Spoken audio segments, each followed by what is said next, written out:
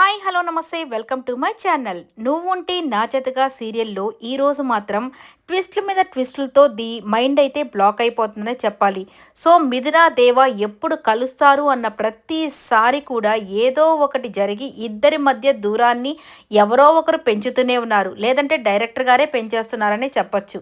ఇక వీళ్ళిద్దరూ మనస్పర్ధలు పోయి హ్యాపీగా ఉంటారు, కథ కొంచెం డిఫరెంట్గా రాసేయడేమో ఈ డైరెక్టర్ అయినా అని అనుకుంటే అస్సలు కానే కాదు. ఎందుకంటే మన వాళ్ళకి సెంటిమెంట్లు అలాగే ఇటువంటి ల్యాక్ చేయడమే ఎక్కువైపోయింది కదా. అలాగే ఇప్పుడు మళ్ళీ కొత్త ట్విస్టులతో ఈసారి కథని రివర్స్ అయితే తిప్పేశారు.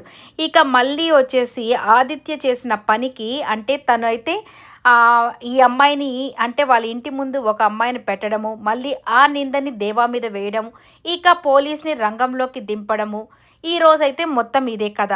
ఇక పోలీస్ అయితే ఇంకా మిథున మీద ఉన్న ప్రేమని దేవా మీద కక్షగా తీర్చుకుంటూ తననైతే జైలుకి తీసుకుని వెళ్ళిపోయి తననైతే చితక బాధేస్తాడని చెప్పాలి. చెప్పు, నిజం చెప్పు, నువ్వు అమ్మాయిని ఏం చేసావు, ఎలా చేసావు అని చెప్పేసి చాలా అంటే చాలా కొడుతూ ఉంటాడు. ఇక తనైతే దేవా అయితే పాపం నేనేం చేయలేదు సార్, అసలుకి తనని నేను టచ్ కూడా చేయలేదు, ఆ అమ్మాయి ప్రమాదంలో ఉందంటేనే నేను వెళ్ళాను, లేకపోతే నేను వెళ్ళలేదు అని చెప్పి ఇలా చెప్తున్నా కానీ రే నువ్వు అస్సలు మోసగాడిరా, నువ్వు ఒక రౌడీవరా, నీ మాట నేనెందుకు నమ్ముతాను అని చెప్పేసి చాలా అంటే చాలా కొడతాడు. అయినా కానీ పాపం దేవా ఇక ఏమీ మాట్లాడలేక కామ్గా అయితే అయిపోతాడు. ఇక ఇక్కడైతే వాళ్ళ అమ్మగారు అయితే పాపం దేవా కోసం పూజలు చేస్తూ ఉంటారు. ఇక పూజలు చేస్తూ ఉంటే ఇక మిథున దాన్ని చూసి ఎంతో బాధపడుతూ ఉంటుంది. ఆ దేవుడా ఎలాగైనా నా బిడ్డని కాపాడు అని చెప్పేసి ఈమె అయితే ఇక్కడ పూజలు చేస్తూ ఉంటే ఇక వాళ్ళ నాన్నగారు అయితే వచ్చేసి ఈరోజు పేపర్ రాలేదా అని అడుగుతాడనమాట. పేపర్ ఇంకా రాలేదండి, ఆనంద్ వెళ్ళి తీసుకురాదానికి వెళ్ళాడు, షాప్కి వెళ్ళి అని చెప్పగానే ఇక ఆనంద్ అయితే పరిగెత్తుకుంటూ నానా నానా అంటూ కలవరపడుతూ వచ్చేస్తాడు. ఏంట్రా ఎందుకురా ఇంత అరుస్తూ ఉన్నావు అని అనగానే ఏం లేదు నాన్న, చూడండి అసలు పేపర్లో ఏం వేశారు మన దేవా గురించి, సత్యమూర్తి గారి కుమారుడు అంటే ఆ టీచర్ అయినటువంటి సత్యమూర్తి గారి కుమారుడు రేప్ కేసులో పట్టుబడ్డాడు అన్నట్టుగా రాశారని చెప్పగానే ఇక పేపర్ చూడగానే ఇక వీళ్ళ నాన్నకైతే దేవా వాళ్ళ నాన్నకి ఎంత బాధ వేస్తుందంటే ఒక టీచర్ కొడుకే ఇలా చేశాడంటే నిజంగా ఎవరికైనా బాధగానే ఉంటుంది కదా. ఎంత తను చేయలేదని అనుకున్నా కానీ ఇలాంటి పేపర్లో ఇలాంటి నిందలు అపోహలు వీళ్ళు రాసే రాతల వల్ల కొన్ని జీవితాలు కొన్ని కుటుంబాలే నాశనం అయిపోతూ ఉంటాయి కదా. అలాగే ఈయన కూడా పాపం చాలా బాధపడుతూ ఇప్పుడు నా మొహాన్ని వేరే టీచర్స్కి ఎలా చూపించాలి, సో అందరూ నన్ను అడుగుతారు కదా ఏంటి మీ కుమారుడే ఇట్లా చేశాడా అని చెప్పేసి అడుగుతారు కదా అని బాధపడుతూ ఉంటే ఇక మిథున్ అయితే అక్కడికి వచ్చేసి మావయ్య మీరేమీ బాధపడబాకండి, ఇవన్నీ కల్పితాలే కదా, నేను ఎలాగైనా నా భర్తని నిందితుడిగా అంటే తను ఏం తప్పు చేయలేదని నిరూపించి మరి నేను తీసుకొని వస్తాను, నేను ఇప్పుడు జైలుకే వెళ్తున్నాను, మీరు దీని గురించి టెన్షన్ ఏం పడబాకండి, నేను ఎలాగైనా మీ కొడుకుని మీకు జాగ్రత్తగా తీసుకొని వస్తాను అని చెప్పేసి అక్కడి నుంచి వెళ్తుంది.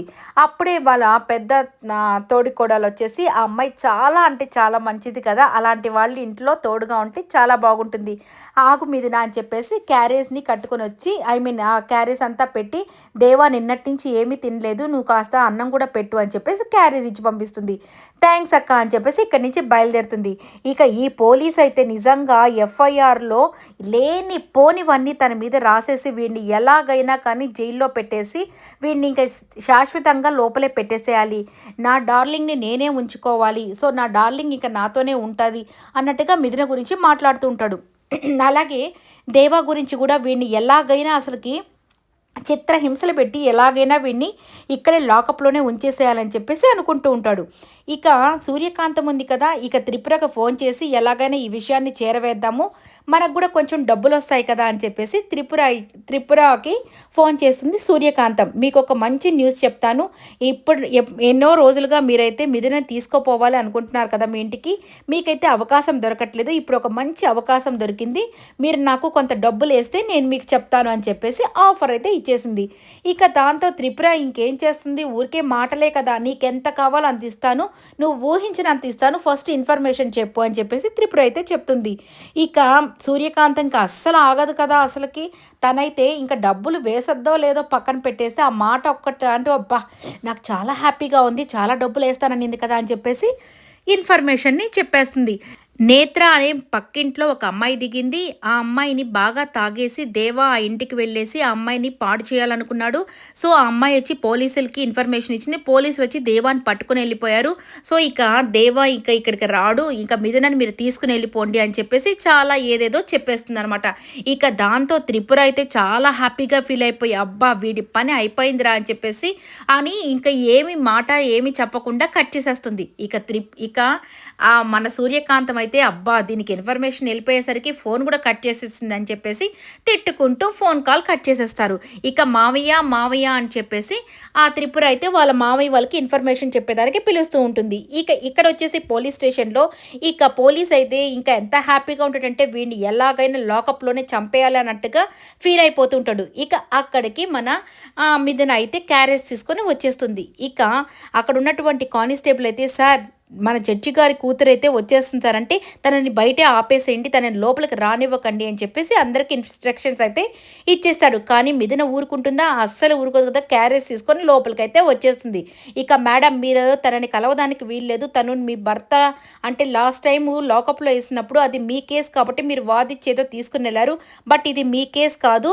ఈసారి తను రేప్ కేస్‌లో తను మాకు పట్టుబడ్డాడు కాబట్టి మీరసలకి తనని మాట్లాడడానికి లేదు, తనకి భోజనం పెట్టడానికి లేదు. మీరిక్కడి నుంచి వెళ్ళిపోండని చెప్తాడనమాట. ఇక దాంతో మిథున అసలు నువ్వేంటి చెప్పేది? తనేమి నిందితుడు కాదు. తను ఇంకా ఏమి ఆహ్, చే అంటే తన మీద సాక్ష్యాలు ఏమీ లేవు కదా! ఇక ఎందుకు అలా చేస్తున్నారు? నేను ఎలాగైనా ఈ అన్నం పెట్టేసే వెళ్తాను అని చెప్పి తనైతే మొండిగా ఉంటుంది. ఈ పోలీస్ అయితే అస్సలు ఒప్పుకోడనమాట. నేను అస్సలు ఒప్పుకోను. మీరు లోపలికి వెళ్ళేదానికి అస్సలు నేను పర్మిషన్ ఇవ్వను. మీరు ఏమైనా చేసుకోండి. మీరు ఇక్కడి నుంచి వెళ్ళిపోండి అని చెప్పేసి ఆ అమ్మాయితో కొంచెం గట్టిగా మాట్లాడతాడనమాట. ఇక దాంతో మిథున కూడా ఎలాగ మీరు ఈ భోజనాన్ని నా భర్తకి పెట్టనీయకుండా చేస్తారో నేను కూడా చూస్తాను. 2 రోజుల నుంచి తను అన్నమే తినలేదు. నా భర్త నిందితుడు కాదు. సో, తనసలు ఏ తప్పు చేయలేదు. తనని అనవసరంగా ఎవరో ఇరికిస్తున్నారు. నేను ఎలాగైనా దీన్ని తేల్చుకునే వెళ్తానని చెప్పేసి ఆ క్యారేజ్ తీసుకొని బయటికెళ్ళి కూర్చుంటుందనమాట. అంటే ఆ మెట్ల మీద పోలీస్ స్టేషన్ మెట్ల మీద. ఇక మీడియా వాళ్ళు ఉన్నారు కదా! మీడియా మిత్రులు చెవులో ఏదైనా ఇన్ఫర్మేషన్ పడితే అస్సలు ఊరుకుంటారా? అస్సలు ఊరుకోరు కదా! అక్కడే ఉన్న మీడియా మిత్రులందరూ వచ్చేసి మిథునతో మాట్లాడడం స్టార్ట్ చేశారు. మేడం మీరు జడ్జి గారి కూతురు కదా! ఇక్కడెందుకు కూర్చున్నారంటే, నా భర్తని అనవసరంగా వీళ్ళు ఏదో కేస్‌లో ఇరికిచ్చి ఇక్కడికి తీసుకొని వచ్చేసారు. సో, తనకు అన్నం కూడా పెట్టనివ్వట్లేదు. అసలు నన్ను లోపలికే రానివ్వట్లేదు. వీళ్ళు చాలా మోసం చేస్తున్నారని చెప్పేసి మీడియా వాళ్ళతో అయితే చెప్పేస్తుందనమాట. ఇక మీడియా వాళ్ళు ఊరుకోరు కదా! వాళ్ళు చేయాల్సింది వాళ్ళు చేస్తున్నారు. ఇక త్రిపుర అయితే వాళ్ళ మావయ్యని అందరిని పిలిచేసి ఇక్కడ సమాచారం అంతా చెప్పేస్తుంది. మావయ్య, మావయ్య వాడు రౌడీ అయినటువంటి దేవ ఎవరినో ఒక అమ్మాయిని పాడు చేయబోయి పట్టుబడ్డాడంట. వాడిని జైల్లో అయితే ఏశారు. మన పరువంతా పోతుంది వాడి వల్ల అని చెప్పేసి చెప్తూ ఉంటుంది. ఇక దాంతో రాహుల్ కూడా ఏంది నాన్న వీడి వల్ల మనకు చాలా న్యూసెన్స్ అయిపోతుంది. వీడిని అలా ఎలాగైనా మన ఇంట్లో నుంచి అసలకి మన వాడిగా అంటే వాడిని అల్లుడుగా మాత్రం అసలు ఒప్పుకోకండి. వాడి వల్ల చాలా న్యూసెన్స్ అయిపోయి మేము ఎక్కడికి తిరగలేకపోతున్నాము అని చెప్పేసి చెప్తూ ఉంటాడు. ఇక దాంతో మిథున వాళ్ళ అమ్మ అలాగే వాళ్ళ చెల్లెలు మాత్రం నోరు మొయ్యరా నువ్వు దేవా గురించి అలా మాట్లాడొద్దు. దేవా చాలా మంచివాడు. తనైతే ఇలాంటి చేసే వ్యక్తే కాదు అని చెప్పేసి చెప్తూ ఉంటారు. అయినా అస్సలు వినిపించుకోకుండా ఏంటత్తయ్య మీకు ఇంకా బుద్ధి రాలేదా? అలాంటి వాడు కాబట్టే కదా వాడిని జైల్లో పెట్టింది. మళ్ళీ వాడినే ఇంకా వెనకేసుకొస్తున్నారని త్రిపుర అంటూ ఉంటుంది. ఇక జడ్జి గారు కూడా అస్సలు ఏమీ మాట్లాడకుండా మౌనంగా ఉంటాడు. ఏం నాన్న మీరేమీ మాట్లాడట్లేదు అనగానే ఇక ఆయన కూడా మంచిదే కదా! వాడిని జైల్లో పెట్టడమే మనకు కూడా కావాలి. ఎందుకంటే ఇప్పటికైనా మిథునకి కొంచెం తెలిసొస్తుంది కదా! వాడి దగ్గర నుంచి ఇంకా వచ్చేస్తుందిలే ఇంటికి మన ఇంటికి వచ్చేస్తుంది. వాడి గురించి అన్ని విషయాలు తను కూడా తెలుసుకుంటుందని చెప్పేసి ఆయనైతే అనుకుంటూ ఉంటాడు. కానీ మిథున మాత్రం తన భర్త అంటే తనకు ఎంత ఇష్టం, తను ఏ తప్పు చేయలేదని తనకు తెలుసు కదా! అస్సలకే రానే రాదు అక్కడి నుంచి. ఎలాగైనా దేవాని ఎలా విడిపిస్తుందో చూడాలి ఇంకా రాబోయే ఎపిసోడ్స్‌లో. ఇక వాళ్ళ చెల్లెలు కూడా ఒకే మాట అంటుంది. బావ అయితే అలాంటి వాడే కాదు. తను చాలా మంచోడు. ఆడవాళ్ళకి చాలా రెస్పెక్ట్ ఇస్తాడు అని చెప్పగానే ఇక రాహుల్ అయితే తనను కూడా తిట్టేస్తాడు. నువ్వు నోరు మూసుకొనుండు. నువ్వు ఇక్కడి నుంచి వెళ్ళిపో. వాడిని మరి ఒకసారి బావ అన్నావంటే మర్యాదగా ఉండదని చెప్పేసాడు. ఇక తనైతే పోలీస్ మెట్ల మీద కూర్చొని ఉండగానే అక్కడికి మళ్ళీ ఆదిత్య అయితే వచ్చేస్తాడు. ఇక ఆదిత్య తనని చూడగానే, ఏంటి మిథున, దేవాని ఎలాగైనా విడిపించుకుందాం అనుకుంటున్నావా? నేనుండగా అది అస్సలు జరగదు. నేను ఎలాగైనా వాడిని శాశ్వతంగా నీకు దూరం చేస్తానని చెప్పేసి కపట నాటకాలు ఆడుతూ తన పక్కన కూర్చొని, నేను నిన్ను లోపలికి పంపిస్తానుండు అని చెప్పి లోపలికైతే వచ్చి నిన్ను ఇంకా శాశ్వతంగా ఇక్కడే ఉంచేస్తాను అన్నట్టుగా మాట్లాడుతుంటాడు దేవా దగ్గర. ఇక చూడాలి ఏం జరగబోతుందో, వీళ్ళ మధ్య ఫైట్ ఎలా విడిపిస్తుందో. ఈ వీడియో నచ్చినట్లయితే లైక్ చేయండి, షేర్ చేయండి, కామెంట్ చేయండి, సబ్స్క్రైబ్ చేయండి.